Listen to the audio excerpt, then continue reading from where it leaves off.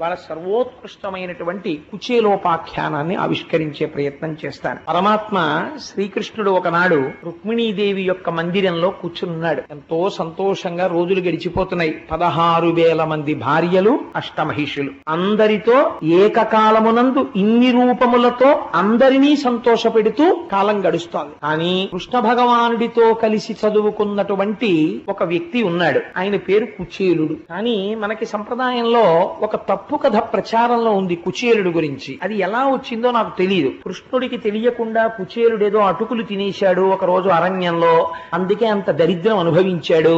ఆ తర్వాత ఏదో కృష్ణ పరమాత్మ ఆయనకి ఐశ్వర్యం ఇచ్చారు అని అంటారు. కానీ భాగవతంలో కుచేలుడు గురించి అలా చెప్పలేదు. కుచేలుడు గురించి ఎంత గొప్పగా మాట్లాడారంటే వ్యాసుల వారు, ఎంత గొప్పగా మాట్లాడారో పోతన గారు మీరు అవతరించండి. వ్యాసుడు కుమారుడైన శుకుడు చెప్తున్నాడు ఎవరితోటి, అభిమన్యుడి యొక్క కుమారుడైన పరీక్షిత్తుని చూసి చెప్తున్నాడు. ఏమని, ఓ రాజా నీకు చెప్తాను విను. ఆ కుచేలుడు ఎటువంటి వాడో నీకు తెలుసా? అపారమైనటువంటి మానాభిమానములు కలిగినటువంటి వాడు.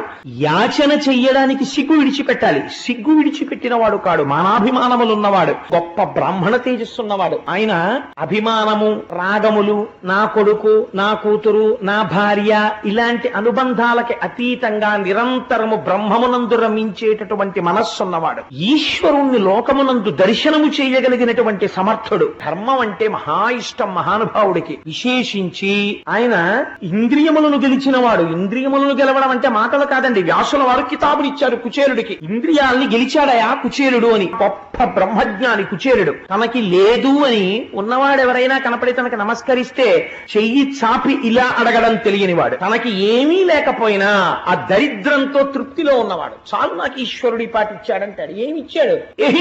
ఏమీ లేకపోయినా నాకు అన్నీ ఉన్నాయని తృప్తి పడిపోతాడు. నాకు ఈశ్వరుడు ఇది ఇవ్వలేదు అని అనడము తెలియనివాడు. అంతటి మహాభక్తుడు. కాబట్టి తనంత తాను ఒక కాసు దొరికిందనుకోండి, 10,000 రూపాయలు ఈశ్వరుడు ఇచ్చినట్టుగా తృప్తి పడిపోయి దానితోనే ఉన్న దానితో భార్యా బిడ్డల్ని పోషించుకుంటూ పరమ తృప్తితో జీవితాన్ని గడుపుకున్నటువంటి బ్రహ్మజ్ఞాని, మహాభక్తుడు, గోవింద సఖుడు, మహానుభావుడు కుచేలుడు.